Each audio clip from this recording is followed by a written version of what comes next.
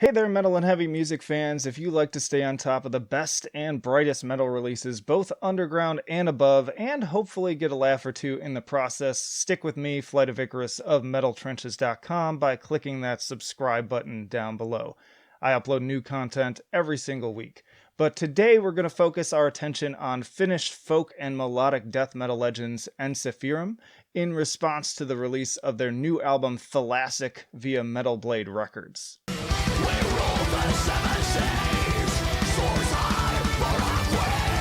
But before we get there, I want to take a walk down memory lane through their discography with one of my favorite social media pastimes, the tier list. Big shocker, I know. I've never done this before. Nobody's ever done this before. But yeah, let's get into it right off the bat, and we're going to start all the way back in 2001 with the self-titled album, Ensiferum. And I kind of almost need to talk about the first two albums at the same time, because it's almost like part one and part two of sort of the same idea. And also, let's not bury the lead here again. These are S tier albums. Both Ensiferum and Iron are incredible. These are the Yari albums, if you're aware of that too. So Yari, now of Winter Sun fame, and if you watched my video, the like folk metal starter pack that I did, I kind of ribbed him a bit for some of the teasing he's gotten about his ego and some of the choices he's made. Some reports that have been made about him being difficult to work with too.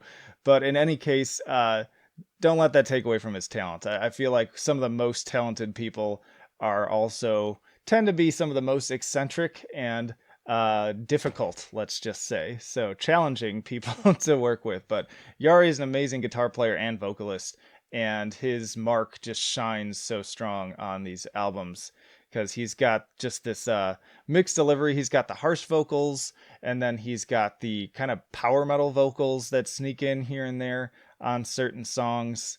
But really, it's his guitar playing that shines. Like, he's got this just incredible thrashy style, lots of soloing, very competent, knows what he's doing. If I'm just looking at these albums in my feed here, so 2001, Ensiferum, so many, almost every song on here is like a single. We've got Hero in a Dream, Token of Time, Guardians of Fate, which is definitely one of my favorites, still a mainstay live song.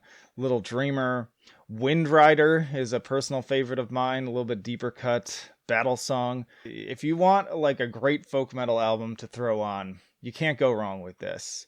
And same goes for 2004's Iron, like I was saying. It's kind of like these feel very much like it's almost like a double album, really, even though we've got this 3-year gap between them. But you've got Iron, you've got Sword Chant, Slayer of Light, Into Battle, Lai Hey, which is just super infectious and another great live a song to listen to. All around, these are just awesome albums, and if you are not familiar with Ensiferum, this is the place to start. But let's move forward a little bit now that I've gushed about their earlier material. We're going to move on to Victory Songs, which came out in 2007, and this is when the shift happened over to Petri on vocals and being the frontman here.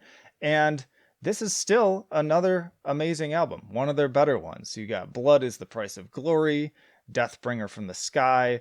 One More Magic Potion is like, you can't ask for a more fun folk song to sing along to.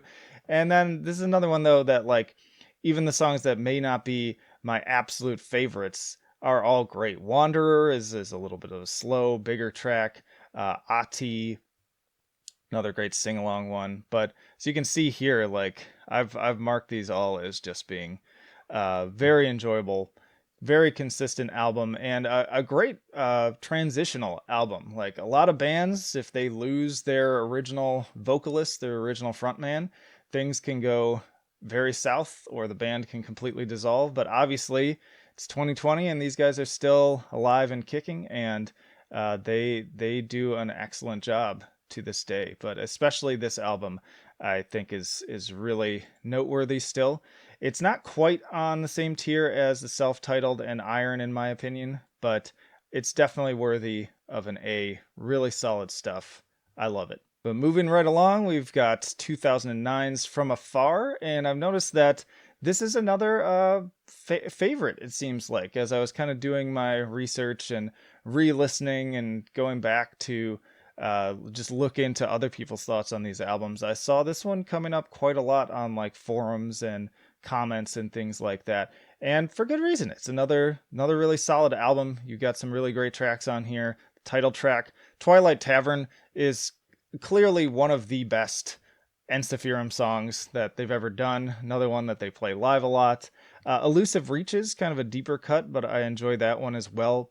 Stone Cold Metal is fun, but it gets a little cheesy for me. Not that, I mean, that's kind of part of this band shtick, and that's fine. You know, you got a bunch of dudes that are like just full grown men now, like kind of getting on in years too, wearing kilts and armor and face paint and doing their thing. So, I mean, that's to be expected. That's kind of part of the fun of this whole thing. But there are moments where I'm just like, okay, that's a little too much for me. The closing track is good. You'll notice here, like, this is where though I also feel like they start to lose the thread. For me, anyways, because for me, Ensiferum is at their best when they're thrashy, fast, concise. And that's kind of why I really like the Yari years of this band, because that's what it was all about. It's around From Afar that they really start experimenting with these more grand, atmospheric, larger tracks, because you see we've got this 11-minute Heathen Throne. We've got the almost 13-minute The Longest Journey, Heathen Throne Part 2. And then even Smoking Ruins is almost 7 minutes long. So kind of testing the waters with these more expansive tracks. And I feel like the results are kind of mixed. They're enjoyable, they're interesting, and they add some texture. And, you know, it would be boring if they just kept doing the same album over and over again. But ultimately for me, especially on re-listen, like there are several moments on this album where I just feel like hitting skip. Like it's like, okay, I get it. Like it didn't need to be dragged out to this degree. I like the atmospheric stuff. I like the increased folk instrumentation on those parts, but I also just get to a point where I'm like, okay, that's enough. And again, if you're familiar with this channel and me, I have no problem with longer songs. I've got another tier list on Opeth. I've got plenty of bands that I enjoy where they can carry even like a 20-minute song, and I'm engaged for every moment of it. But I feel like on here, the compositions don't quite rise to that level. Ultimately, From Afar is a B for me. Still enjoyable. Got some of my favorites on it, but just can't, as a full album, just really hold up to these top three ones here. All right, then we move to 2012 with Unsung Heroes, and I actually don't have this in my stream because this is my least favorite album from them. And again, kind of going back and checking out people's opinions on it, it still seems to be, that's the fan opinion too, is that this is consistently ranked the lowest album. And I made sure to double check that because in the past, like on my Between the Buried and Me tier list, I've made mistakes in terms of saying which ones are actually, by the fans' accounts, the worst ones. But yeah, this one is actually the lowest rated on Metal Storm and Metal Archives by a pretty wide margin at 6.9 and 58% respectively. So pretty low. I think the next lowest from there is like in the high 70s. So there's definitely something to be said about that in terms of those sites. I mean, those aren't the end all be all opinions, but they're pretty large congregates of fan opinions, and so it feels fair to rate that. The consensus too seemed to be that I saw one review describe it pretty well, that this is where they moved from a gallop to a trot, yeah, using those horse riding terms. And yeah, it's a much slower album, which isn't necessarily a bad thing, but just doesn't bode quite well for it.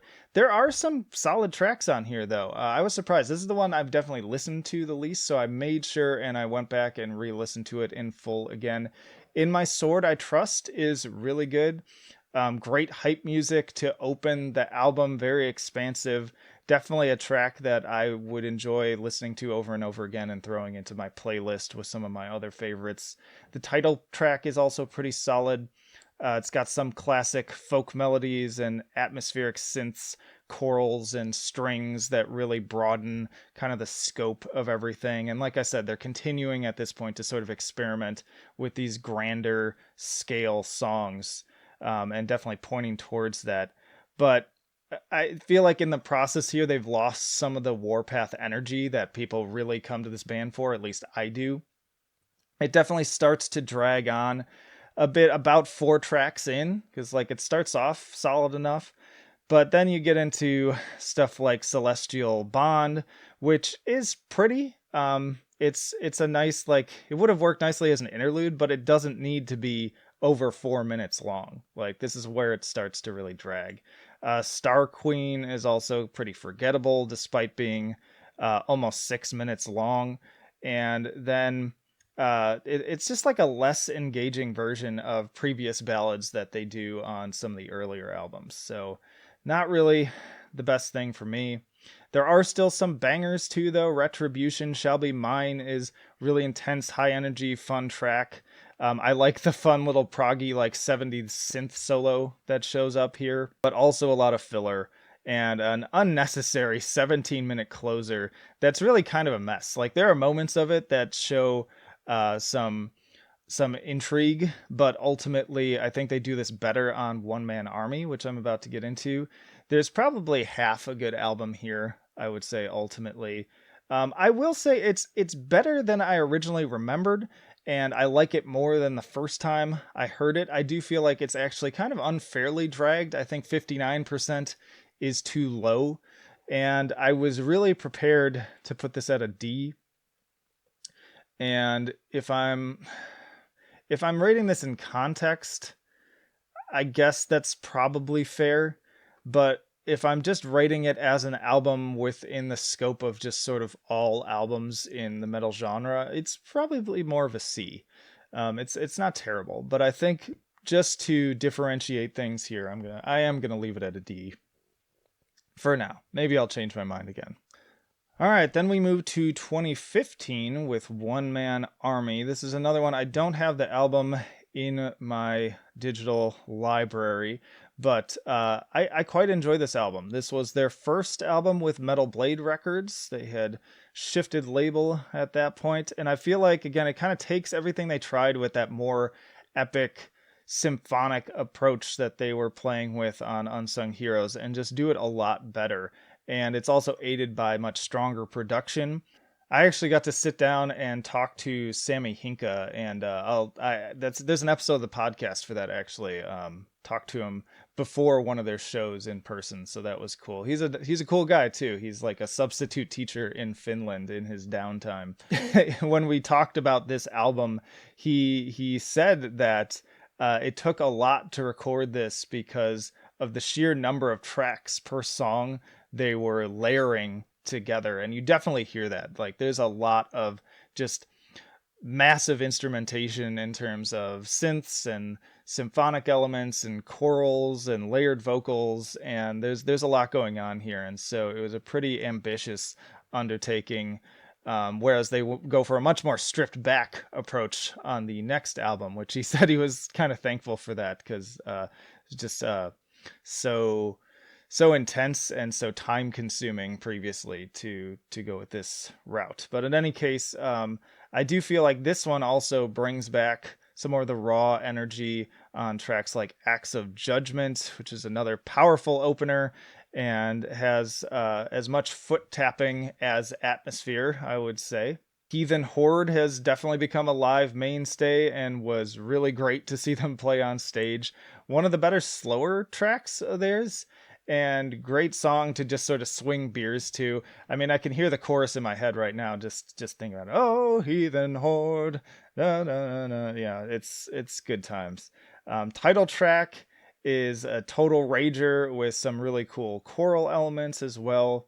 It does start to, again, kind of get bogged down in the second half with its own lofty ambitions, though I'd say much more adeptly written and engaging than Unsung Heroes, because we're on that album, like, I'm more likely to hit skip. On this part, I kind of catch myself going like, okay, this is going a little long, but I don't feel as much of that drive to just like turn it off. Like I'm more willing to listen to it all the way through because the songs are just really good. Now that said, Two of Spades is perhaps the best song they've ever written, in my opinion. At least one of the best ones. This is why in my iTunes, this is the only song that I actually have, because it's just so bizarre and so great. Just so much fun. And they played this one live too, and I was so stoked about that. I wasn't sure if they were going to do it, but it's kind of like it's like a thrasher, but then it has like weird spaghetti western vibes and whistling in it. And then also some like disco elements come in. And it's just all over the place and so bizarre, but so fun at the same time. Very much a highlight. You can't help but sing along like a complete idiot to the chorus. And even that like goofy bridge too that that comes up. That's all in I guess it's in Finnish, but it almost sounds like German with the accent, but I don't know. Maybe you all could tell me. All in all, though, kind of solid album. Probably their most ambitious and expansive, I would say. I kind of wish they'd scaled it down just a little bit, because I think if they had, it could be one of their best.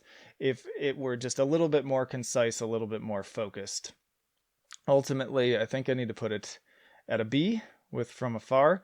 Two very different albums, but yeah, it's really solid stuff anyways, and I enjoy it. And then that takes us to 2017 with Two Paths.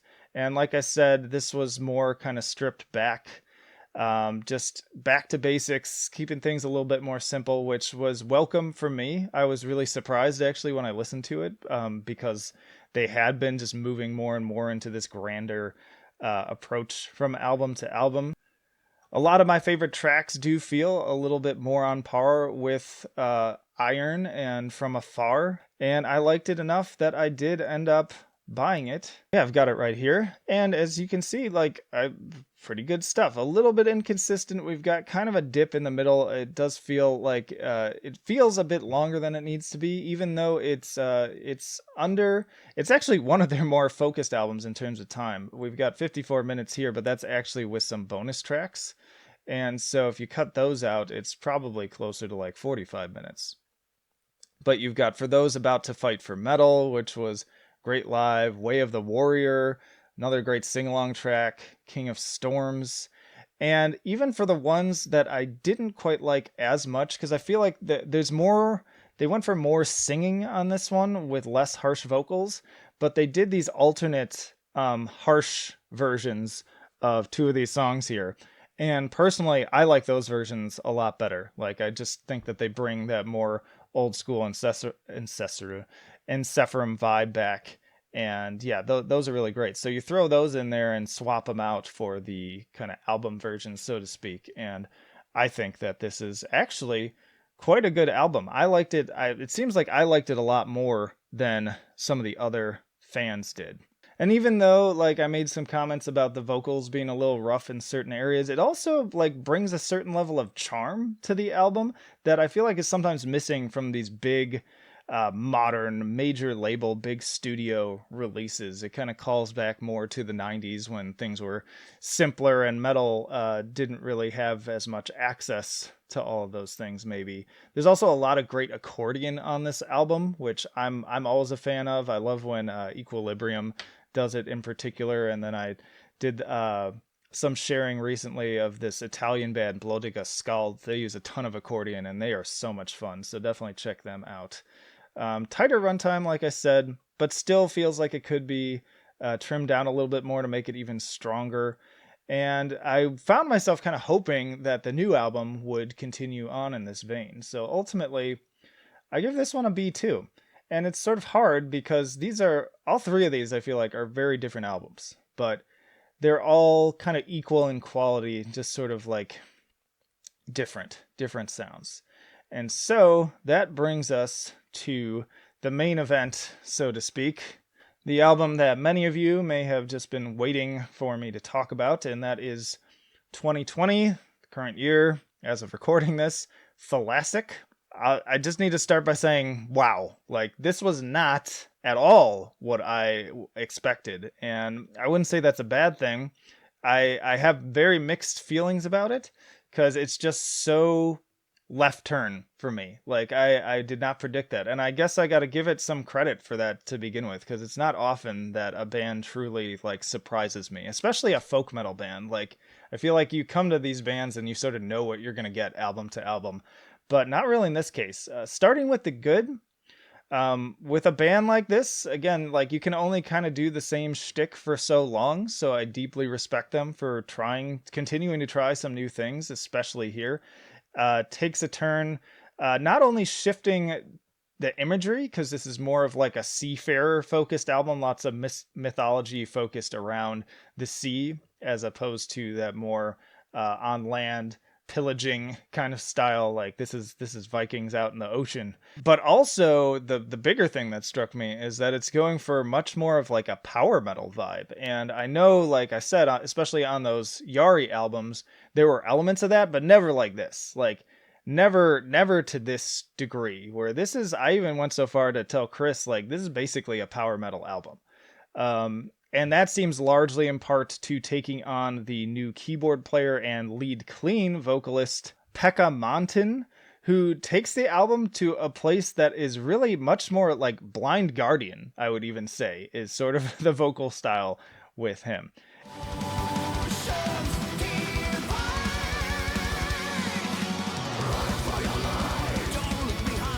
So we still get plenty of those classic melodic Ensiferum riffs on the likes of Rum, Women, Victory, and Run from the Crushing Tide.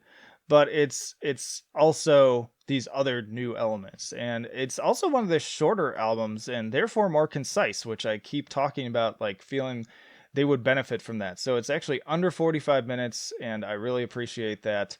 It doesn't feel quite as bloated as a result. But on the flip side, I'm just not much of a power metal fan. There are certain albums here and there that strike me, certain bands. Like, I kind of have fun with things like Dragon Force, so this sort of aligns with that.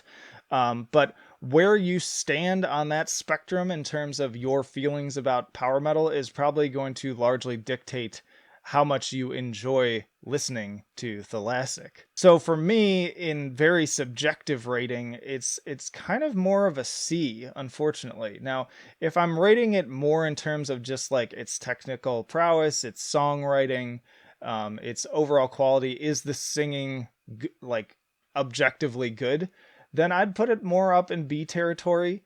I struggle to put it any higher than that, but again, for me, this being my tier list and just my personal impression of these things, and thinking of this tier list in terms of the order in which I will choose to listen to the albums, if I'm thinking I want to listen to Ensiferum today, I kind of have to put it more down here. I like it a little bit more than Unsung Heroes. I think it's a better quality album. I would probably listen to it over that. But ultimately, I would choose these other ones over it. But again, I want to be very cautious in saying that ultimately, if you love power metal, if you like things like Blind Guardian, then you'll probably rank this album a lot higher, because I think it's done very well. And I do enjoy listening to it. Like, I definitely don't hate it like I do with some power metal albums. But yeah, for me, just not really my speed, not really my taste. But in terms, again, of like the orchestration, the production, the performances, those are all done really well. So I hesitate to even give a score to this. I know that with the Black Dahlia tier list, I ended by actually formally going through my scales and giving it a rating, but I kind of hesitate to do that with this one, just because I feel like it's sort of out of my wheelhouse. But props to the band, like I've always said, for doing what they want to do. Like going the place that feels genuine to them and is most interesting to them and keeps the fire going. Because I hate it when bands just sort of fake it and you can tell. And I mentioned this in my Opeth tier list, that even though I'm not super down with their more just sort of classic 70s prog rock, newer material, I deeply respect Ackerfeld for going with his heart and with his passion and doing what he feels is right for him. But this has gone on definitely long enough. Ultimately, I want to hear from you all. What do you think about my ratings? How would you rate it differently? As always, I will have a link to this tier list so that you can actually formally go through it and make your own. But that'll really do it for now. Stick around, watch more videos. Love your faces. Flight of Icarus signing off. I will see you in the trenches.